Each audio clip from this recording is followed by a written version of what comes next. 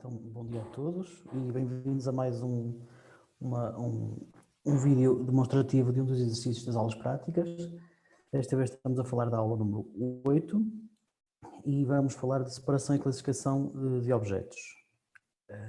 O que é classificar objetos? Classificar objetos é definir qual é o tipo de cada objeto que aparece à frente de um sistema. Portanto, classificar é conseguir que o sistema automaticamente atribua uma classe a um objeto. E o que são estas classes? São definições arbitrárias, por vezes baseadas nas nossas, digamos, nas classes que os humanos têm, sei lá, um carro, uma moto, um cavalo, okay? Um animal ou uma planta, são classes que todos nós temos, digamos, para conseguirmos comunicar uns com os outros e raciocinar, mas por vezes estas classes podem ser coisas completamente abstratas e que não têm mapeamento nenhum para o que os humanos fazem ou pensam. Neste caso nós vamos falar sobretudo de classes perceptíveis, para nós, para ser mais simples, mas um sistema de classificação pode, portanto, fazer classificação em várias classes e essas classes são completamente arbitrárias, têm que ser definidas à partida, mas a sua definição é realmente completamente livre. Como é que se faz então a classificação dos objetos? Faz-se recorrendo a ferramentas de processamento de imagem, neste caso, que conseguem descrever o objeto. Portanto, o que se faz é tentar encontrar uma representação intermédia. Portanto, imaginem que temos aqui, vou já começar a desenhar, imaginem que temos aqui um qualquer objeto, uma imagem com um objeto, okay? Isto pode sair, e esta imagem terá de ser convertida numa representação intermédia, tipicamente é um vetor de features, por isso é que eu estou a pôr aqui um vetor, que é um vetor com um conjunto de números, e esse conjunto de números descrevem o objeto que está na imagem, ok? E depois o que nós temos é a parte da classificação, por assim dizer, que é a parte em que diz, se tu tens umas características deste tipo, então é porque és da classe A, e se porventura tivesses, por exemplo, umas características diferentes, vamos chamar as características vermelhas, então pertencerias a uma classe B, ok? Portanto, isto faz obviamente a separação em classes. Pronto, isto é do ponto de vista abstrato. Nós, nesta aula, vamos dar vários exemplos. Portanto, o exercício que escolhemos foi o exercício 4. Portanto, o ideal é já terem feito os exercícios anteriores para saberem do que é que estamos aqui a falar. E o exercício 4 fala da obtenção de descritores individuais de imagens de talheres, ok? Portanto, é-nos dada uma imagem com um garfo, uma faca e uma colher e pretende-se que seja calculado o fator de forma e a solidez para esses três objetos. Na verdade serão três classes, portanto nós vamos ter a classe garfo, a classe colher e a classe faca. E vamos ter um conjunto de características do modelo do garfo, do modelo da colher e do modelo da faca, portanto características típicas de cada uma das classes, que serão depois usadas para perceber se os novos objetos que vamos encontrar pertencem a uma classe ou outra, ou ainda à terceira. Okay? Portanto, em primeiro lugar, vamos então carregar a imagem de talheres individuais JPEG. Eu venho aqui ao MATLAB e ao exercício 4. Vou apagar isto tudo. Okay. Também posso já apagar o 4B, já fica. Ok, então 4A. Estou a ler a minha imagem, não se esqueçam sempre de fazer a conversão para double, está aqui, o IM to double. Podemos mostrar esta imagem. Ok. Estou a executar o 4A, peço desculpa, tenho que executar o 4B. Vou tentar tirar isto aqui, não sei. Ah, exatamente, mais para aqui. Então agora, exercício 4B. 4A, perdão. Já está. Executar o 4A agora sim. Pronto, então esta é a imagem que temos. O 4A. Obviamente que esta imagem precisa de ser binarizada, portanto, isso será a primeira coisa que faremos. A igual a maior que grade trash de A, ok? Portanto, a primeira parte será, então, fazer uma binarização. Vamos ver agora como é que fica o A. Os objetos devem ser brancos e, portanto, obviamente teremos que inverter esta imagem, que é o que eu vou fazer aqui, note. Ai, o meu mapeamento de teclas tem que ser feito, senão não atino. Ora, xmodmap, xmodmap original, ok? Só um momento.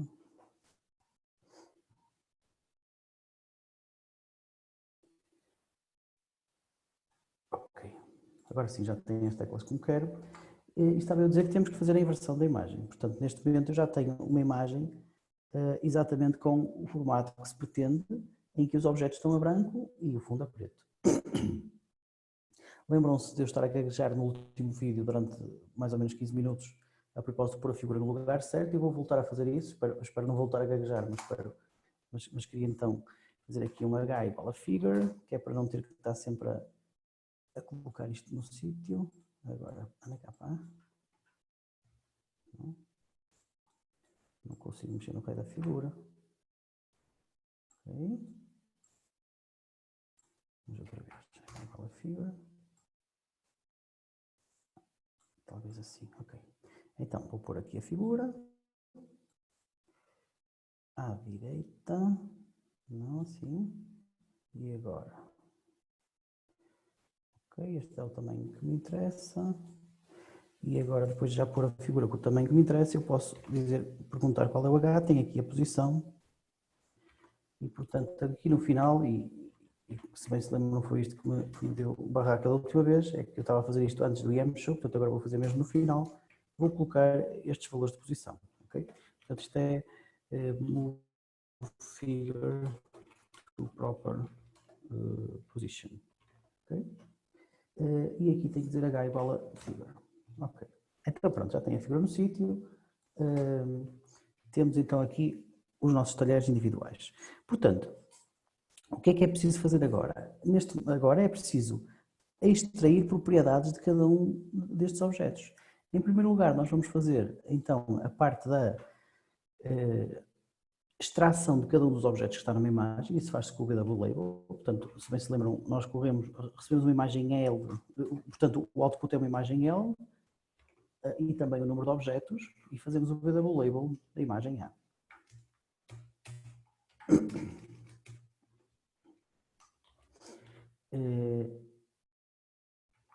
Então isto faz a separação, ou aqui escolher calcular características dos objetos na imagem. Portanto, isto faz a separação dos objetos, Esta separação já sabem que com o BW é por conectividade. E depois de fazer isso, nós vamos usar um comando que é o region props, que é um comando novo. Este comando region props o que faz é então, dada uma imagem L, calculada pelo BW Label, calcula um conjunto de propriedades, que são as tais características, que vão descrever os objetos. E essas características, se forem usadas corretamente, irão ajudar na parte da distinção entre um objeto de uma classe e um objeto de outra. Okay? Neste caso, a escolha das características está pré-definida no exercício, o fator de forma e a solidez. Okay? Já falamos do que é cada uma delas, mas neste momento, então, vamos só usar o region props, desta forma, em que nós obtemos aqui o que eu normalmente chamo sempre um S, já veremos porquê. Aqui temos que colocar a imagem de entrada e aqui listamos as características todas que nos interessam, ok? Portanto, neste caso nós queremos a solidez e o fator de forma. Portanto, o fator de forma, se não me engano, agora chama-se Circularity neste novo MATLAB, mas quem tiver um MATLAB antigo, digo-vos já qual é a versão deste, este é o 2000 e... onde é que ele anda? Está difícil. MATLAB está a versão 2019b, estão a ver ali? 2019b. Portanto, este já tem então este circularity, que é ao fim e ao cabo o fator de forma, mas se vocês quiserem calcular à mão, vocês sabem que o fator de forma é a área sobre o perímetro e podem fazê-lo à mão. Neste caso não vale a pena, nos anos passados nós fazemos sempre isto à mão. Portanto, tendo estas duas características, o que o Region Props devolve é o S. Vamos olhar para o S. Ora, acho que me esqueci. Solidity, ok? Estava a escrever em português. E, portanto, ele devolve um S que é uma estrutura. Ora, eu já vos falei de estruturas. De qualquer maneira, vamos recapitular. Eu posso, em MATLAB, imaginem que eu tenho uma variável A que vale 4 ou 43, uma variável B que vale 77. Se estas duas variáveis fizerem parte, por exemplo, do mesmo objeto, coisas diferentes, imaginem que o A é a área e o B é o comprimento, não interessa, nós podemos agrupar estas variáveis no que se chama uma estrutura. Por exemplo, normalmente às estruturas eu chamo sempre S, portanto eu posso dizer que há um S, que é uma estrutura que contém uma variável A, que vale 43, e há um S, e esse mesmo S também contém uma segunda variável, que é o B, que vale 77. Portanto, a partir daqui o S é uma estrutura de dados. Esta estrutura de dados contém um conjunto de variáveis lá dentro. E reparem que isto pode ser a hierarquia de vários níveis. Portanto, eu posso ter um S, que por sua vez tem um S2, que é uma segunda estrutura de dados, que por sua vez tem lá um C, igual a 5. Ok? E, portanto, reparem que agora tenho a minha estrutura S, tem um A, um B, e depois uma segunda estrutura lá dentro. Mais ainda, eu posso ter um array de coisas. Eu posso, por exemplo, deixem-me limpar aqui a memória, e portanto agora eu já não tenho S nenhum, e posso dizer assim, S de 1.A igual a 3, S de 1.B igual a 5, ok? Portanto, isto criou uma estrutura S, mas eu posso criar um conjunto de estruturas, portanto um array de estruturas, olhem aqui. Neste momento, a minha estrutura já não é 1 vezes 1, ali não dizia nada, é 1 vezes 2, quer dizer que eu tenho duas estruturas, cada uma delas terá os campos A e B. Okay? Porquê é que eu estou a falar desta parte das estruturas? Porque é assim que o Region Props organiza a informação e, aliás, nós vamos passar a organizar a informação desta maneira também, ok? Vejamos, eu vou colocar aqui uma instrução que é o keyboard, que me permite parar o programa aqui. E qual é a vantagem de parar o programa aqui em vez de terminar a execução do programa? É que se eu parar o programa aqui, eu ainda tenho acesso a estas variáveis, aqui no comando window. Reparem que se eu aqui não fizer isto e correr o meu programa, como a variável S foi declarada dentro deste if, quando ele saiu fora do if, o S deixou de existir. Portanto, se eu agora aqui escrever S, ele já não existe. No entanto, se fizer aqui um keyboard, como ele vai parar a execução ali, reparem que ele tem ali um cursor verde e mais do que isso, aqui temos um K maior, normalmente temos apenas um maior, quer dizer que ele está parado no keyboard. E estando parado aqui, neste momento, ele tem todas as variáveis que tinha nesta linha de código, inclusivamente o S. Portanto, eu posso estar a consultar o S. Reparem o que é o S. O S é uma estrutura com são três estruturas, melhor assim, cada uma delas com o campo circularidade e solidez. Porquê é que são três estruturas? Porque nós temos três objetos, ok? Portanto, nós podemos agora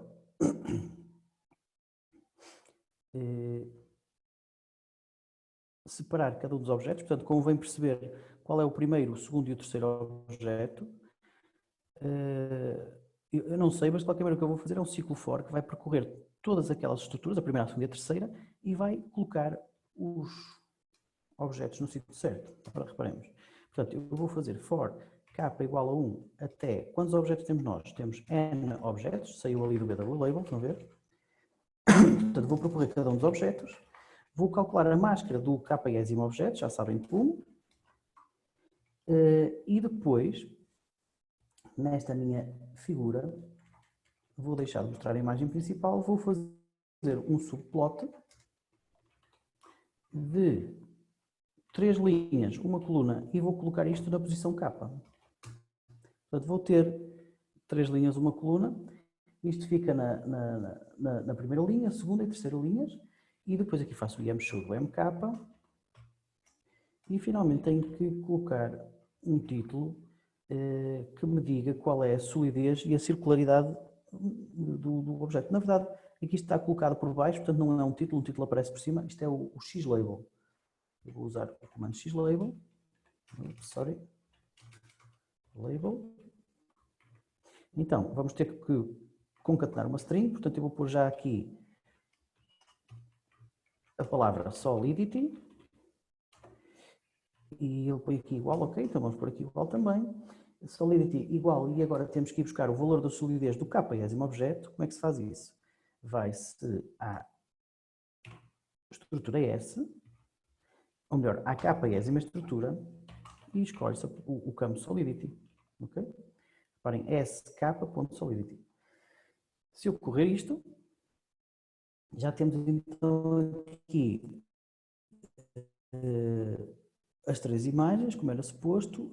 A solidez não está correta porque isto é um número, é preciso convertê-lo para string, senão não aparece. Ok? Falta-nos apenas a parte da circularity. Portanto, nós podemos pôr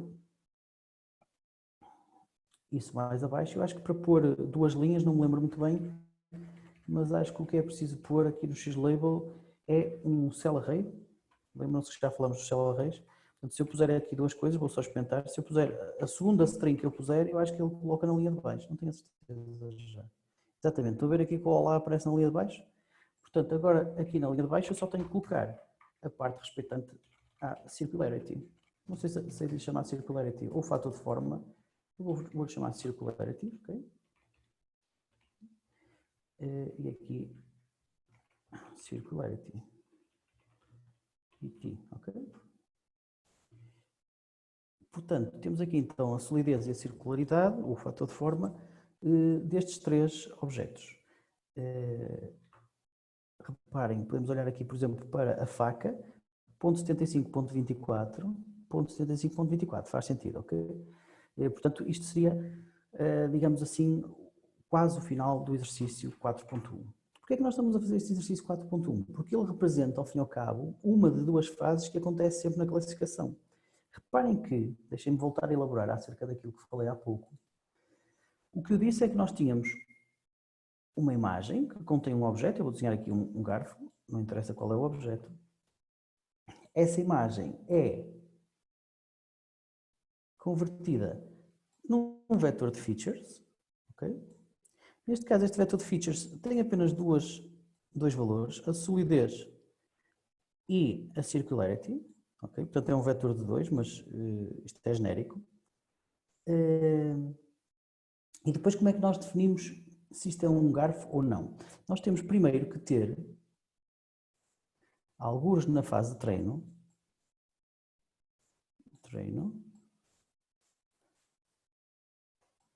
temos que ter já calculado um vetor de features para o garfo. Portanto, nós temos que ter, de alguma forma, armazenado. Eu estou a desenhar isto de uma forma muito foleira, mas vocês estão a perceber, isso é que interessa. Isto é, ao fim e ao cabo, para o garfo nós temos o valor típico de solidez e o valor típico de circularidade. E depois, quando temos uma nova imagem, isto é a fase de reconhecimento, digamos assim, eu vou pôr aqui rec. Portanto, quando numa fase posterior estamos a tentar reconhecer garfos, o que fazemos é, para cada objeto que nos aparece, calculamos a solidez desse objeto e a sua circularidade e comparamos-la, portanto, este é o ponto importante, é que nós fazemos aqui uma comparação com os valores típicos do que sabemos que é um garfo. Ou, se quiserem, é assim que lhe chamamos, do modelo de garfo. Okay? E, portanto, esta comparação é que é importante, mas mais do que isso, para esta comparação acontecer, há que haver a tal fase de treino. E este exercício 4A, por isso é que este exercício 4 está dividido em dois, porque o 4A corresponde à fase de treino e o 4B irá reconhecer a fase de reconhecimento, em que fazemos o cálculo para os objetos e depois também esta comparação. Okay? Neste momento estamos a falar da fase de treino, portanto, o que é que nós estamos a fazer? Estamos a tentar extrair valores típicos para cada uma das classes que queremos. Nós queremos três classes, garfo, faca e colher, e o que estamos a fazer em termos de extração de valores típicos é o mais simples possível, que é ter um exemplo de cada classe, um exemplo de um garfo, um exemplo de uma faca e um exemplo de uma colher, calcular as suas propriedades e colocá-las no vetor, dizendo que isto é o modelo do garfo. Portanto, o modelo do garfo não precisava de ser o valor, digamos, a solidez modelo para a classe garfo, não precisava de ser a solidez de um exemplo. Podia ser, por exemplo, a média de 10 exemplos. Neste caso, estamos a usar, digamos, a forma mais simples, que é usar apenas um exemplo para cada classe. Mas o que eu queria que vocês percebessem é esta distinção entre o treino e o reconhecimento. Portanto, se nós queremos fazer o treino, temos que guardar, para depois usar no exercício 4b, de alguma forma, estes valores de solidez modelo, solidez e circularidade modelo, para cada uma das classes que estamos a utilizar. Isso faz-se como? Da seguinte forma. Eu vou usar a mesma filosofia de criar estruturas e vou chamar model à minha classe. Porquê? Porque isto é à minha classe não, à minha estrutura. Isto é será uma estrutura com os valores dos modelos. E reparem que eu sei aqui que o garfo é o meu primeiro objeto, a faca é o segundo e a colher o terceiro. Portanto, eu posso dizer assim, model.fork, ok? Portanto, há um campo, uma variável chamada fork, dentro da minha estrutura de modelos, que por sua vez tem uma solidity, e essa solidez, como eu sei que o garfo é o primeiro objeto, é a solidez do primeiro objeto. Okay? Então, o que eu estou a fazer é criar uma nova estrutura, a que chamo estrutura de modelos, ou model, que irá conter para cada uma das classes a solidez e a circularidade típicas. Estes valores aqui que eu pus azul. Okay?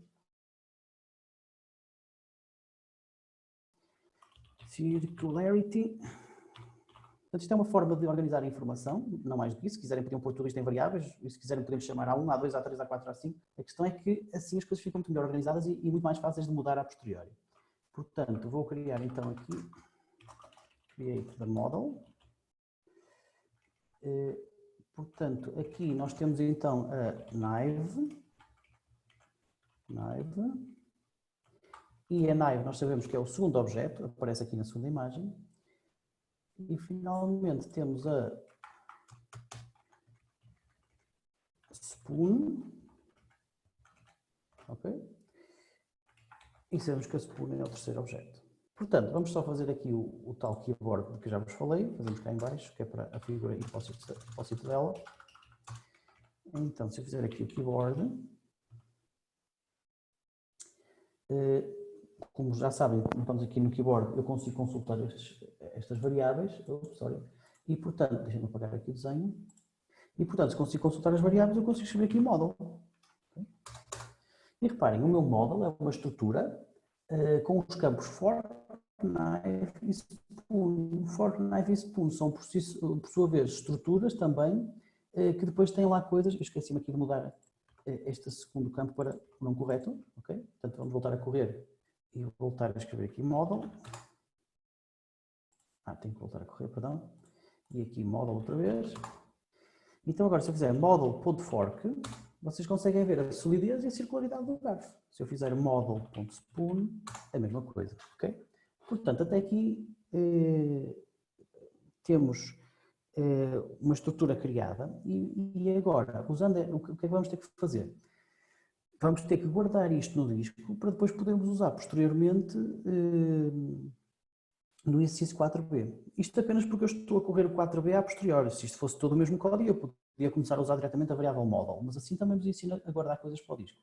Atenção que esta solução não pode ser usada no trabalho prático, porque se virem as regras, não podem escrever ficheiros, terão mesmo que guardar isto, digamos, copiado para o código. De qualquer maneira, nós podemos fazer então um save eu vou chamar model 4a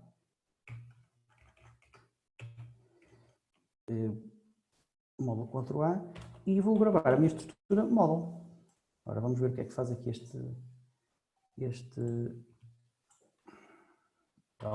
save, esta função save. Portanto, grava variáveis do workspace para um ficheiro. Nós podemos fazer assim, file name e depois pôr as variáveis, que é exatamente o que eu estou a usar. Eu estou a pôr, o file name é o modelo 4a e as variáveis é o model, ok? Portanto, se eu correr isto, já não preciso do keyboard. tenho aqui um problema qualquer, mas sim, este módulo tem que estar em string. Então reparem que se eu vier aqui ao... Portanto, isto é do ano passado, não interessa. Não, isto aqui é do ano passado, não interessa. Isto aqui é deste ano. Se eu vier aqui, eu tenho este módulo 4a.mat. Estão a ver? Portanto, isto foi o fecheiro que eu guardei. E com isto termina o exercício 4A. Não sei como se já esqueci de alguma coisa, não. Pronto. Ao fim e ao cabo, o que nós fizemos foi determinar os descritores de cada um dos objetos e tomar os valores desses descritores, de cada um destes objetos, como o valor típico, como um modelo de cada uma das classes. Okay? Agora no 4B vamos fazer então a parte da classificação, que é a parte em que, dado um conjunto de objetos, nós temos que dizer a que classe é que cada um deles pertence, ok? E vamos fazer isso usando os mesmos descritores que calculamos no exercício anterior. Portanto, esta é a imagem da entrada, uma imagem que tem vários objetos, e já vamos ver como é que isto se faz. Então, vamos passar ao 4B. 4B.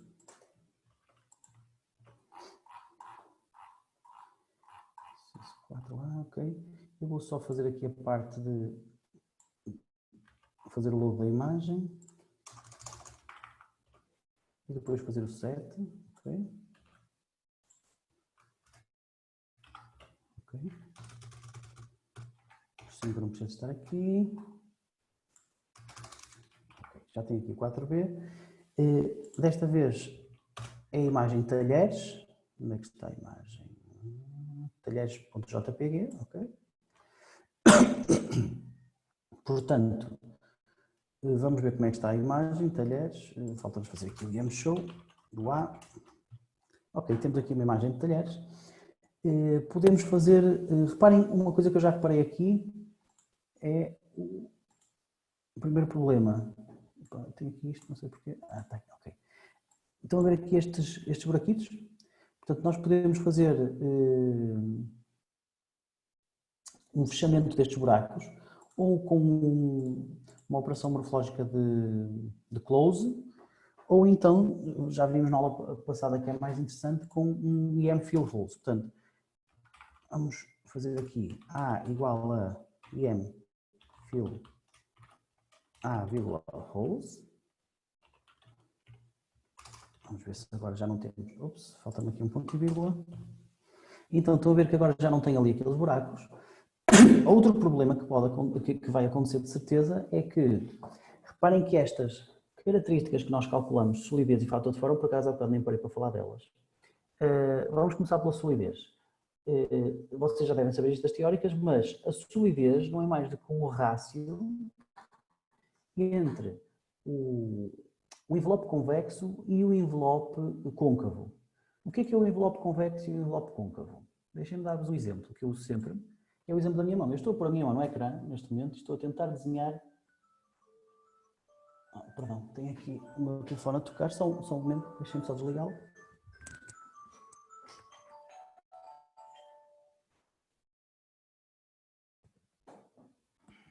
Já cá estou de volta e já vou pôr a mão outra vez no sítio. Portanto, eu estou a pôr a mão no ecrã e estou a desenhar os contornos dos meus dedos, ok? Já sei o que é que estão a pensar, estão a dizer que é uma mão muito bonita, pois claro. Então, se eu desenhar esta mão, isto é o envelope côncavo. Côncavo porquê? Porque tem concavidade. Estão a ver esta zona aqui? Isto é uma zona de concavidade. Eu vou desenhar agora aqui à volta a vermelho o envelope convexo. Portanto, o envelope convexo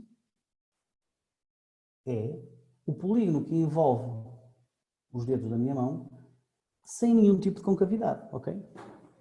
O rácio entre um e outro é a medida da solidez.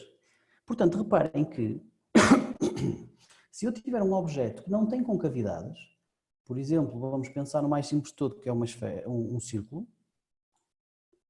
Este é o meu envelope côncavo de um círculo, este é o meu envelope convexo de um círculo. São o mesmo, só não os desenhei em cima porque, primeiro, não tenho jeito e, segundo, queria que vocês vissem os dois. E, portanto, para objetos que não têm concavidades, a solidez é 1.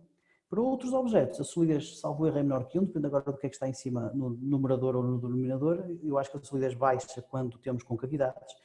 Mas olhar para a solidez é uma boa forma de vermos as concavidades. Por exemplo, olhem para um exercício das aulas práticas. Há um exercício das aulas práticas. Vi ontem no fórum o Bruno Salgueiro a fazer uma pergunta sobre o I e o V. E lembro-me que o professor Vitor Santos lhe respondeu a dizer que o I e o V não podem mesmo ter a mesma solidez. Porquê? Porque, obviamente, o I tem o mesmo envelope côncavo que o convexo, porque o I não tem concavidades, enquanto que o V, esse sim tem concavidades, ok? Eu agora troquei as cores, infelizmente, agora estou a usar o envelope convexo como azul em vez de vermelho, como estava a usar em baixo. Mas vocês percebem a ideia. O V tem este buraco, que é uma concavidade, e, portanto, necessariamente deverá ter uma solidez menor do que o I. E, portanto, a solidez deve ser um bom exemplo para distinguir o I do V. Talvez para outros números romanos isso não seja verdade, mas para estes são. E, de qualquer maneira, agora que vocês já perceberam o que é a solidez, falta falar do fator de forma. O fator de forma é uma relação entre a área e o perímetro e, portanto, o fator de forma é 1 quando estamos a falar de um círculo e menor do que isso para outro tipo de objetos. Por exemplo, para os triângulos acho que é 0,6 e por aí fora. Mas é, ao fim e ao cabo, uma métrica também de avaliação da forma do objeto. Portanto, o ponto aqui, depois de vos explicar estes dois descritores, estas duas características, era o seguinte. Ambas estas características o que fazem é descrever a forma do objeto e descrever a forma completa do objeto, ok? Reparem que eu não posso utilizar o fator de forma nem a solidez, porque descrevem a forma total do objeto, se o meu objeto estiver visto de forma parcial, ok? Portanto, eu posso dizer, as mãos têm de certeza uma solidez X, abaixo de 1 porque têm concavidades. Mas se eu, porventura, analisar apenas esta parte da mão porque a outra está fora da imagem, esta parte se calhar vai ter uma solidez total, porque não estão aqui as concavidades da mão.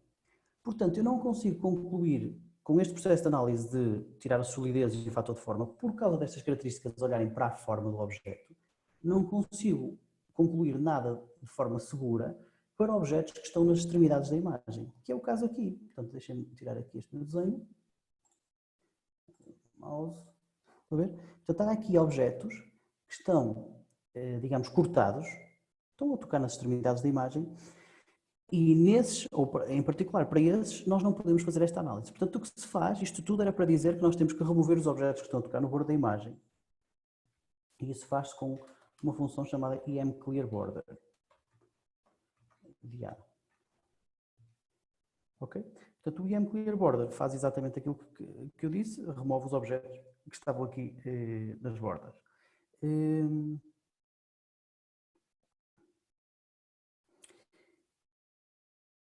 Eu posso... Eu estava aqui a perder-me numa brincadeira, queria assinalar aqui os objetos com outra cor, mas não interessa agora. Vamos continuar. Portanto, isto é a parte da leitura da imagem e, na verdade, já estamos a fazer uma grande parte do pré-processamento. Ok? E temos então aqui a nossa imagem que contém vários objetos e o objetivo deste exercício 4B é perceber cada um destes objetos a que classe pertence. Isto é um garfo, uma faca ou uma colher. Ok? Portanto, isto é a parte da classificação. Então, para fazer a classificação, como eu vos disse, nós precisamos dos objetos, de calcular as características para esses objetos e depois de comparar essas características com as características modelo. Portanto, temos que carregar os modelos, que foi aquilo que gravamos ali no exercício 4A. Ou seja, vamos fazer aqui o load dos modelos. Portanto, eu posso fazer por simplesmente um load com o nome do ficheiro, módulo 4A.map, e, salvo erro, ele cria logo a variável com o nome correto. Vamos fazer aqui um keyboard, que é para vermos as variáveis que existem ali.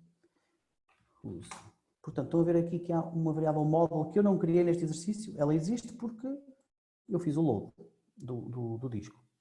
E este módulo é exatamente aquele que gravamos há bocado, ok? Tem o fork e por aí fora. Portanto, dito isto, já temos os nossos modelos. Temos agora, então, que para esta nova imagem de entrada, calcular para cada um dos objetos a sua solidez e por aí fora. Portanto, vamos fazer uma coisa muito parecida com o que fizemos aqui. Vamos calcular as características dos objetos na imagem. para classificação. Enquanto que há pouco fizemos para efeitos de guardar como modelo. Então, mais uma vez, L igual a BW de A, calcular as propriedades na imagem A, as propriedades solidez e circularidade, e guardar isto numa estrutura S, ok?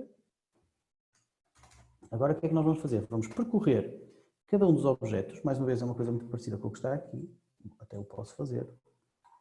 Vamos percorrer cada um dos objetos.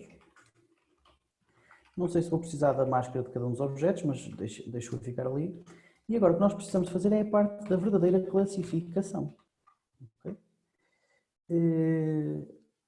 O que é sugerido neste exercício é que se criem 3 imagens e que se coloquem cada um dos objetos numa das imagens. Eu vou fazer isto depois, neste momento eu vou ter apenas uma imagem e o que eu quero é escrever um texto em cima de cada objeto a dizer de que classe ele é. Okay? E, portanto, na parte da classificação,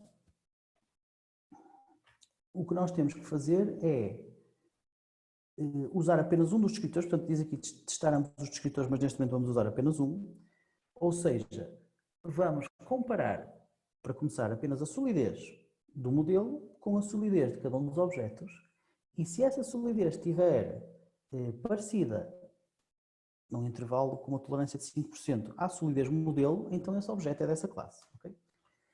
Ou seja, nós aqui precisamos de percorrer todas as classes. Cycle all classes. Ok? E como é que nós vamos percorrer todas as classes? Sinceramente já não me lembro, mas sei que, vamos fazer aqui o keyboard. Vocês veem aqui que nós temos um modelo. O que dava mesmo jeito era que nós percorrêssemos o campo fork, o campo knife e o campo spoon. Isto é que é percorrer todas as classes. Portanto, dava jeito era termos uma lista qualquer que tivesse aqui um fork, depois aqui um knife e por aí fora, não é? E já agora, para terminar, um spoon. Só que nós queríamos criar esta lista automaticamente em função das coisas que estão na classe, porque se o fazermos de forma manual, quando mudarmos as classes que temos que mudar esta lista também. Isto pode-se fazer, acho eu, usando o fields, a função fields. Fields, não é field, ok? Portanto, o fields dá-me um cell array, uma tal lista que eu andava à procura, com o nome dos campos da estrutura, que é o nome das minhas classes. Portanto, eu posso dizer que as minhas classes não são mais do que o fields do módulo. Ok? Ok, até aqui tudo bem. Então, se eu quero percorrer estas classes, eu vou ter que ir for C, que é o índice da classe C,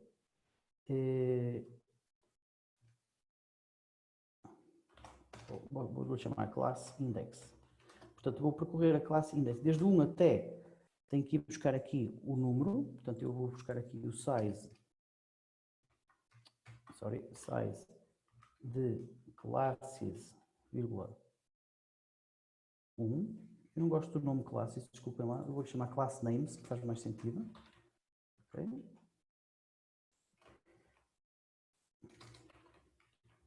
E agora só para ver se isto está a funcionar, eu vou dizer assim, cycling class, e agora vou pôr aqui o class index. Class name, portanto vou calcular o nome, que não é mais do que o class names na posição class index, ou seja, estou a ir buscar o nome e depois aqui vou imprimir o nome só para ver se isto estava até certo. Ora, vou dizer assim, visiting class, e agora aqui tenho que pôr aqui estes parênteses retos para concatenar a string, visiting class, class name. Será que isto funciona? Vamos ver. Então, reparem, eu estou a visitar o fork, depois estou a fazer o visiting class fork e depois visiting class knife e por aí fora. E estou a fazer isto várias vezes porque estou a fazer isto para cada um dos objetos que encontrei na imagem para classificação. Okay? Falta por aqui um ponto e vírgula. Portanto, isto já está a funcionar, já estou a conseguir visitar todas as classes. Agora, vou usar então a minha propriedade solidez, para já será esta que eu vou usar. E, portanto, eu vou chamar aqui property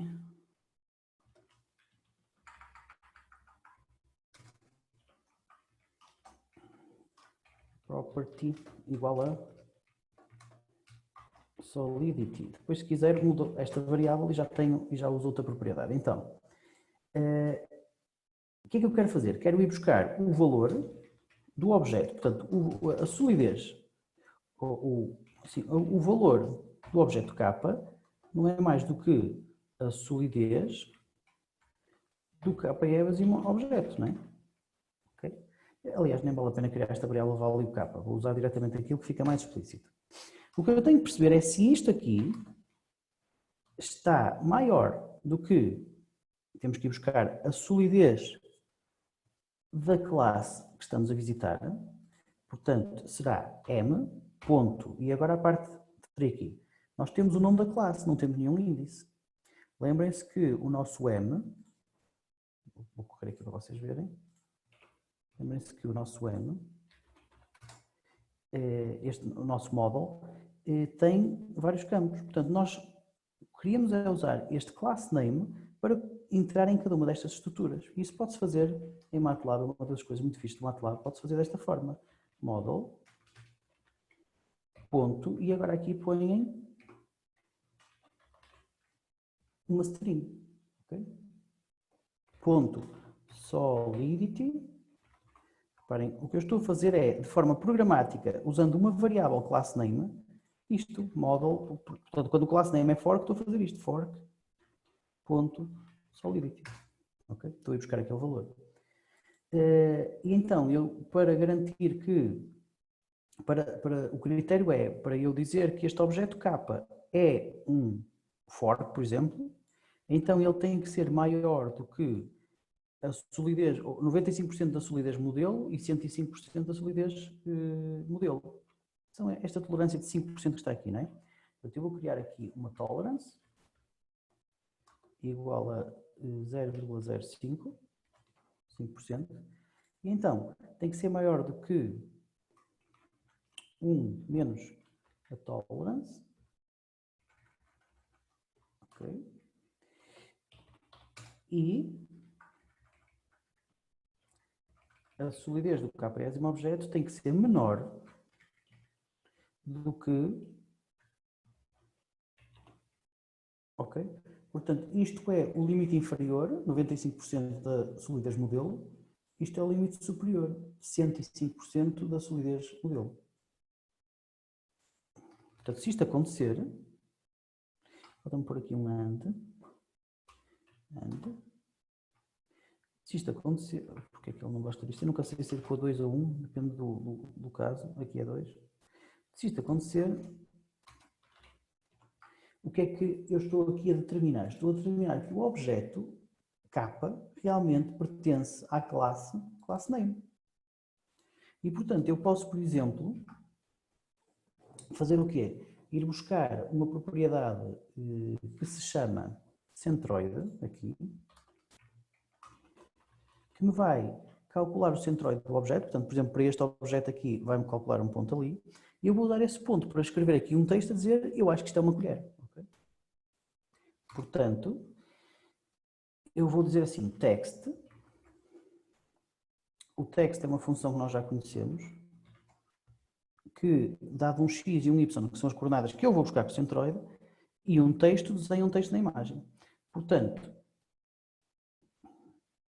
se calhar antes de fazer isto, vou-vos mostrar como é que o centroide está organizado. Portanto, corro isto uma vez. E aqui na estrutura S, já tenho o centroide, e tenho aqui 8 objetos. Portanto, se eu fizer S do 7º objeto, ponto centroide, eu consigo ver como é que o centroide está organizado. Portanto, isto provavelmente é o Y e isto é o X. Okay? Ou seja, eu aqui tenho que pôr o texto do Késimo objeto, ponto centroide. E agora, isto é o Y, portanto, se isto é o Y, eu tenho que pôr... Ah, não, perdão, em text... Aqui é o XY, portanto, se eu quero primeiro o X, tenho que pôr a segunda posição. E depois, se eu quero o Y, tenho que pôr a primeira posição. E agora, a string qual é? Será qualquer coisa do género this object is a, e determinamos nós que isto é do tipo class name. Vamos por aqui. portanto, classificar é atribuir uma classe e este texto está a escrever no ecrã essa atribuição. Vamos ver se funciona. Portanto, isto está a correr muito mal porque o texto está a preto, temos que pôr o texto de outra cor. Isso faz-se mexendo aqui no color, vírgula. Vamos pôr o texto, por exemplo, a vermelho, 100. Ok? Ora, this object is a, não sei o quê. Ele está a encontrar para vários objetos. Vamos fazer só para o primeiro objeto, que é mais fácil. Vamos, por exemplo, aqui de capa 1 a 1, vamos ver o que é que acontece. This object is a, eu acho que ele está a dizer que o objeto é tudo. Portanto, será que a minha tolerância é muito grande? E que ele acha que isto é todas as classes? Portanto, ele pode achar que este objeto é um garfo e ao mesmo tempo uma faca e ao mesmo tempo uma colher. Se a tolerância for grande mais, será que eu me enganei aqui em algum lado na tolerância? Ora, 1 menos 1, isto dá 95, isto dá 105, exatamente. Tem que ser... Não me enganei. Desculpem, está o meu alarme outra vez a tocar.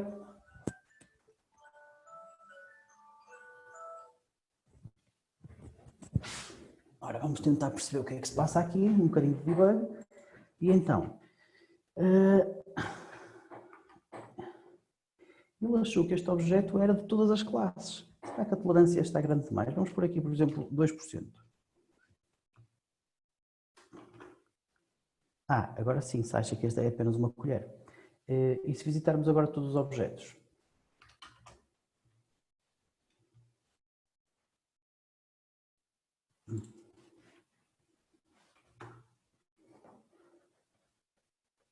Ok, se visitarmos todos os objetos, ele parece que já está a encontrar corretamente. O texto não está no sítio certo, eu acho que é porque eu me enganei. O centroide deve estar primeiro o X e depois o Y, e portanto deve ser aqui um 1 e ali um 2.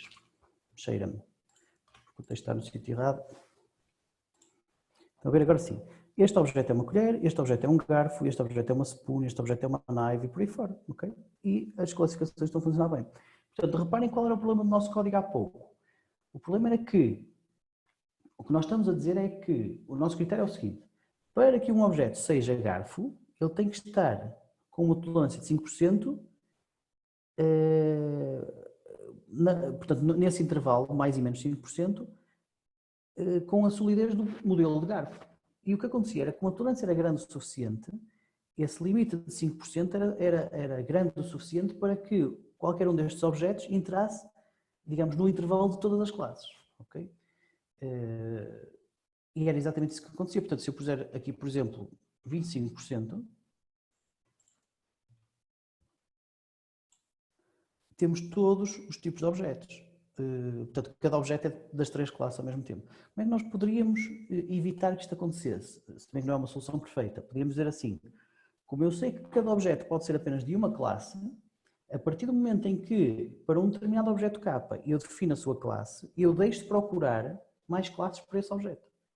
Obviamente que a desvantagem disto é que, se a tolerância for grande o suficiente, o que vai acontecer é que os objetos são sempre da primeira classe que é encontrada.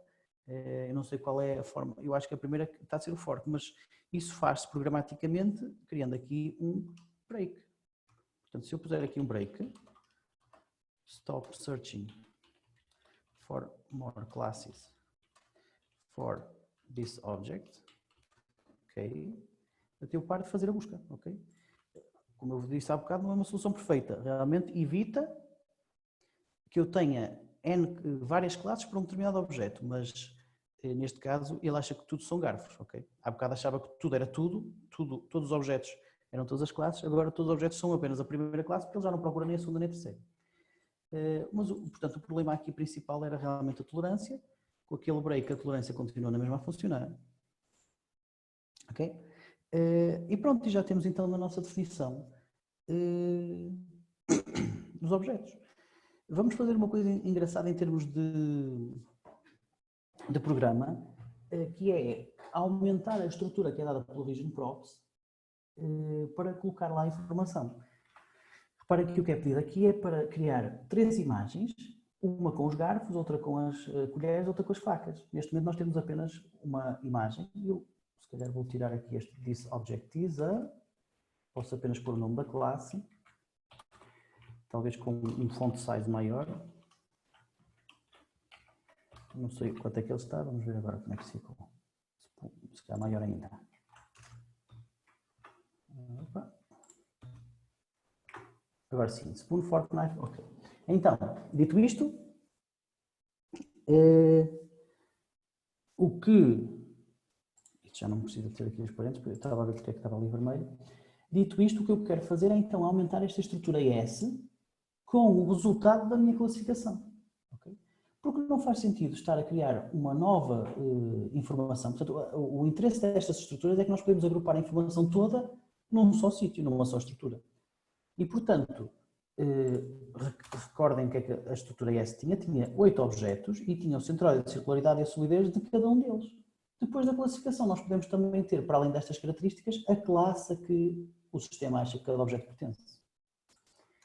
Portanto, eu posso dizer assim, S, K, ponto classe, igual a classe name. Ok? Se nós corrermos isto, e agora formos ver aqui a estrutura S, eu já tenho aqui a minha classe. Portanto, vamos dizer, o que é que será o sétimo objeto? Olha, uma colher. O que é que será o segundo objeto? É uma colher também, estou com azar. E o primeiro? Opa, tudo colheres, não pode. Acho que tive mesmo azar. 1, 2, tive mesmo azar. Vamos colocar aqui também o índice de cada um destes objetos, ok? Portanto, este texto será o nome da classe, mas com primeiro o número do objeto, ok? Tal como dado pelo BW Label.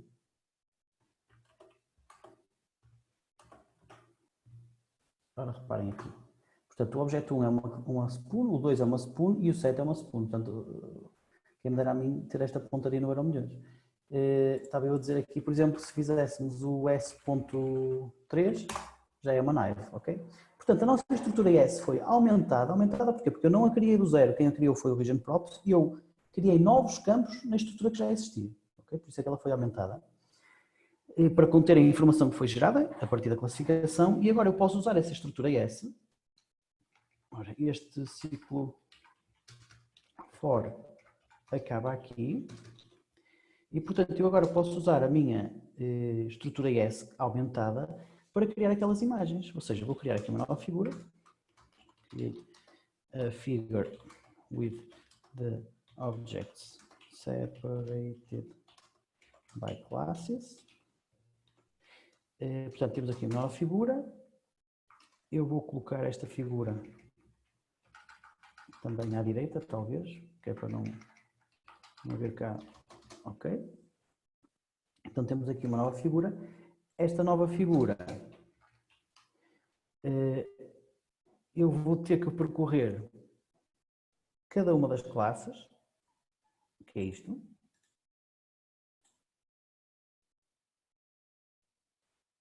Na verdade, até posso percorrer primeiro cada um dos objetos e depois cada uma das classes, mas só para ser diferente, eu vou percorrer cada uma das classes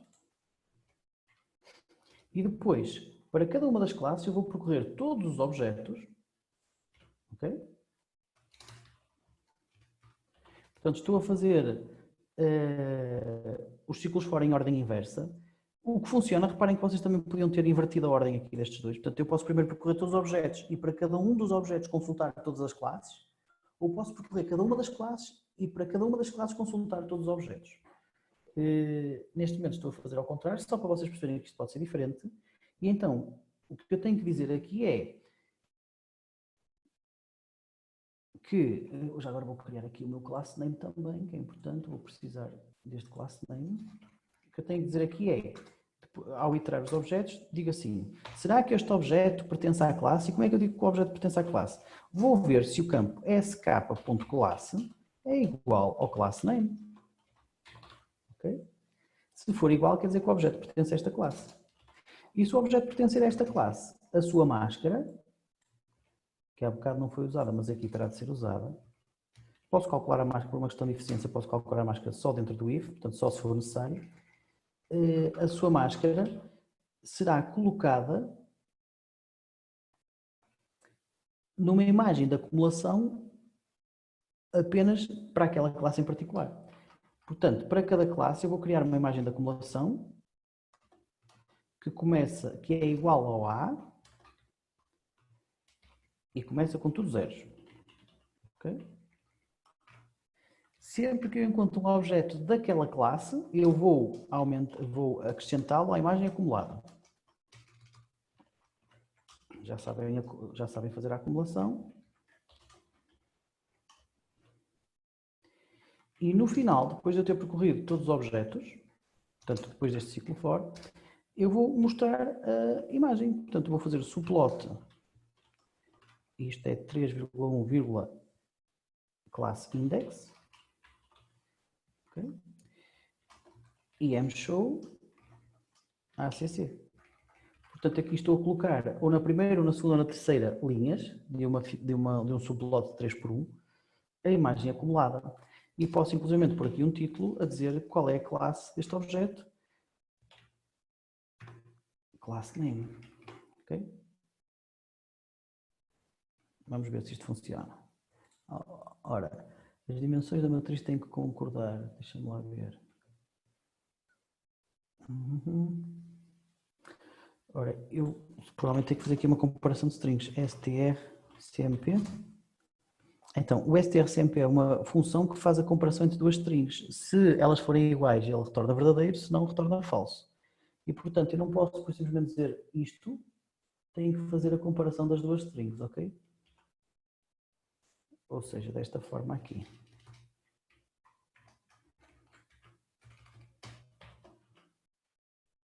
Ok?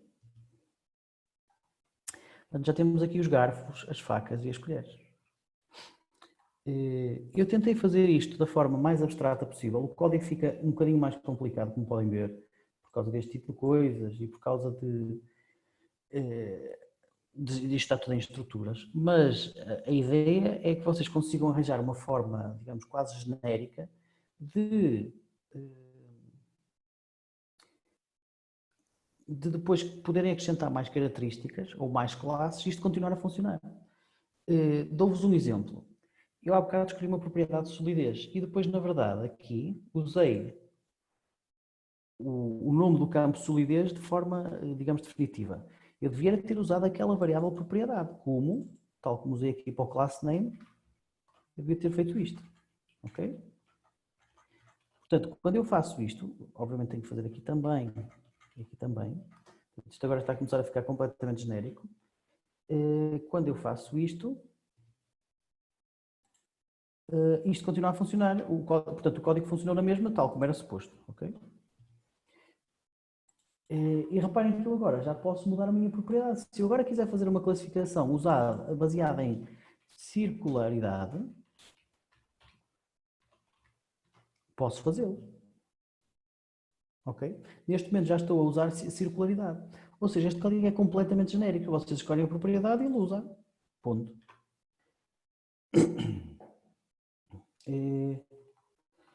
Deixem-me ver se falta aqui falar mais alguma coisa. Ok, testarmos ambos os descritores, já testamos. Reparem que este critério de classificação agora é por onde se pode complicar a coisa. Reparem, por exemplo, neste caso nós estamos a calcular dois critérios. Duas características, a solidez e a circularidade. E o nosso critério de decisão é escolher uma das características e ver se o valor do objeto está dentro do intervalo à volta do valor típico, para essa característica apenas. Mas podíamos fazer, por exemplo, uma distância qualquer que tivesse em linha de conta estas duas características. Okay? Isso vamos ver na próxima aula, com distâncias euclidianas, Mahalanobis e por aí fora, entre os vetores de características, mas digamos que a base da classificação é esta. Primeiro treinar, com isso calcular um vetor de características modelo, depois fazer esta classificação. Pronto, acho que está tudo. Se tiverem dúvidas, enviem e-mails ou coloquem lá no fórum, é melhor do que enviar e-mails. E boa sorte para o trabalho prático. Falamos depois na próxima aula prática. Um abraço.